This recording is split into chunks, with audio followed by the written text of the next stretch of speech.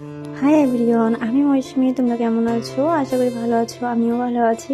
আর এখন বাজে হচ্ছে 4:56, আর আমি এখন স্নান করে চলে এসেছি। তো এখন আমি নিজেকে একটু গুছিয়ে নিচ্ছি, মাথাটা আজকে আছড়িয়ে নিচ্ছি। আগের দিন তো মাথা আঁচড়ানো হয়েছিল না, আমি সেই অবস্থায় ঘর থেকে বেরিয়ে গেছিলাম। তা ভাবলাম যে চলো আজকে একটু নিজেকে ফ্রেশ করে নিই, তারপরে হচ্ছে আমি বাইরে বেরোবো। তো আজকে সিঁদুর মিঁদুর পরে একসঙ্গে বেরিয়ে পড়লাম। তো সিঁদুরটা তো আমি প্রত্যেক দিনই পরিয়ে বেরোই, তো আজকে ভাবলাম যে মাথাটা একটু আঁচড়িয়ে বেরোই। তারপর ঘরটা ঝাড় দেওয়া হয়ে গেছে, আর এখন আমি এসেছি হচ্ছে ঘরের সামনে সিঁড়িটা মুছতে। এটা তো আমাদের প্রতিটা বাঙালির ক্ষেত্রে বলো, প্রতিটা বাড়িতেই এই জিনিসটা হয় যে ঘরের সামনে জল দেওয়া বা মোছা বা লেপা। তো আমরা তো আর লেপি না, আমাদের তো ঘরের সামনে মুছতে হয়। আর যাদের কাঁচা ঘর আছে তারা হচ্ছে লেপে নেয়। তো তারপরে এই যে আমি মুছে টুছে নিচ্ছি এখন। তারপরে এখন আমি হচ্ছে উঠোনটা ঝাড় দেবো। উঠোনটা আমার ঝাড় দেওয়া লাগে না, সকালবেলা উঠোনটা মাই ঝাড় দেয়। সকালবেলা বিকালবেলা এই দুই বেলায় মা উঠোনটা ঝাড় দেয়, আমি ঘরের কাজগুলো করি। তো আজকে মা ঘরের দোকানের সামনে রয়েছে, এখনও এই পাশে আসেনি। তাই ভাবলাম যে চলো আজকে আমি উঠোনটা ঝাড় দিই, যেহেতু আমার হাতে অনেকটা সময় আছে। তাই ঝটপট করে উঠোনটাও ঝাড় দিয়ে নিচ্ছি, তাহলে মার আর ঝাড় দেওয়া লাগবে না। আর এইখানে আমি চলে এসেছি ফুল তুলতে। এটা তো আমার প্রত্যেক দিনই তুলতে হয় ফুল। তো দিদিমা তো ঘুমিয়ে আছে, দিদিমা সময় পেলে দিদিমা তুলে দেয়, আর আমি যদি সময় পাই তাহলে আমি তুলে দিই। তো আমার হাতে আজকে সময় ছিল, তার জন্য আমি ফুল তুলতে চলে এলাম। আর ফুল তুলতে খুব ভালো লাগে আমার, তোমরা তো জানোই আমার খুব ভালো লাগে ফুল তুলতে। সারাদিন যদি ফুল তুলতে দেয় আমার খুব ভালো লাগে। কিন্তু কি বলতো, ঠাকুরের যে আসনটা, সেই আসনটাও কিন্তু সাজাতে খুব ভালো লাগে, আর মনটা ভরে ওঠে। আর কি বলতো, আমাদের গাছে কটা বেল ফুল হয়েছিল, সেই বেল ফুলও তুলেছিলাম। বেল ফুলের গন্ধটা এত ভালো, মানে ভীষণই ভালো লাগে। গাছের পাশ দিয়ে যদি হেঁটে যাই, গন্ধটা এত সুন্দর বেরোয়, খুব ভালো লাগে। আর তো আমি এখন এসে পড়েছি দোকানে, আর আমার প্রায় কাজ করা হয়ে গেছে। থালা বাসন মাজা, ফুল তোলা, তুলসী মোছা সবই করা হয়ে গেছে। মা গেছে স্নান করতে, আর আমার তো স্নানটা হয়ে গেছে, আমার দেখতেই পেরেছে।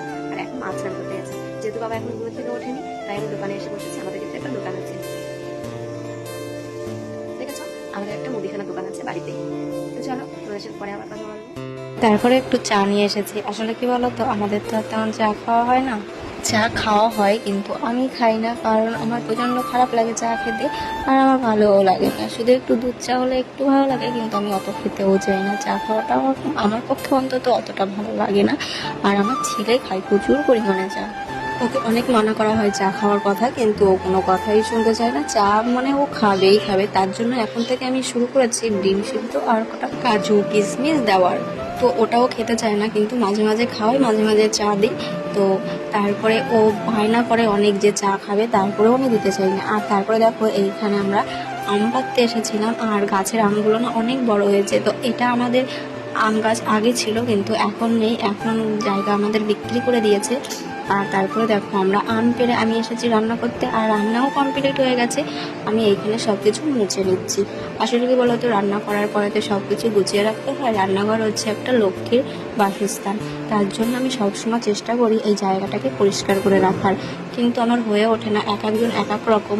একজন খাচ্ছে তো রেখে যাচ্ছে এ টমেটো এখানে ওইখানে সরিয়ে ছিটিয়ে, সেইগুলোকে আবার আমার গোছাতে হচ্ছে। মানে কি বলতো, সবাই যদি একটু বোঝে তাহলে হয়তো কষ্ট হয় না, কিন্তু আমার ভালোই কষ্ট হয়।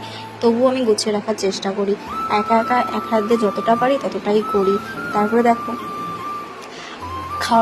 খাওয়ার সময়ও হয়ে গেছে, এখন সবাইকে খেতেও দেব। কি বলতো, আমাদের তো প্রায় 1টা 1:30টার মধ্যে খাওয়া হয়ে যায়।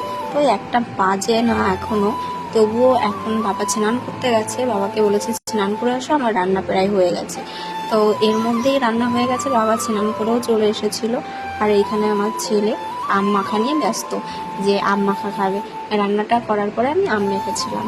তারপরে দেখো, বিকেলবেলা আমাদের বাড়িতে হনুমান এসেছে, আর আমাদের ওই জামরুল গাছ থেকে জামরুল পেড়ে পেড়ে খাচ্ছিল। তো আমরা কিছু বলিনি। তো জামরুল খাচ্ছে, খাওয়ার জিনিস খাবে না তো কী করবে বলো। তারপরে ওইখান থেকে ও নিজে নিজেই চলে গেছিলো, আমি আর তাড়া দিইনি, কারণ আমার খুবই ভয় লাগে। আমি কিন্তু দরজা আটকেই দিয়েছিলাম, মানে গ্রিল। তো তারপরে রাত্রিবেলা খাওয়া টাওয়ার পরে আমি থালা বাসনগুলো মেজে নিচ্ছিলাম। আর খাওয়ার পরে তো আমি থালা বাসন প্রত্যেক দিনই মেজে রাখি, মানে ধুয়ে রাখি। আর রাত্রিবেলা আমার এঁটো বাসন একটাও থাকে না। ওই যে তোমাদের বললাম যে রান্নাঘর একটা লক্ষ্মীর স্থান, তার জন্য আমি সব এঁটো বাসনগুলো ধুয়ে রান্নাঘরে রেখে দিই। তারপরে আমি চলে এসেছি আমার মাথায় তেল দিয়ে তারপর চুল বাঁধতে। তোমরা তো জানো আমি প্রত্যেক দিনই চুলটা বেঁধে শুই। তো চলো আজকের ভিডিওটা এই পর্যন্তই। ভিডিওটা কেমন লাগলো অবশ্যই জানিও, আর নেক্সট ভিডিওর জন্য অপেক্ষা করো। তত সময় সবাই ভালো থেকো, সুস্থ থেকো, আর সবাইকে ভালো রেখো। আর চলো টাটা, ভিডিওটা আজকের মতন এই পর্যন্ত।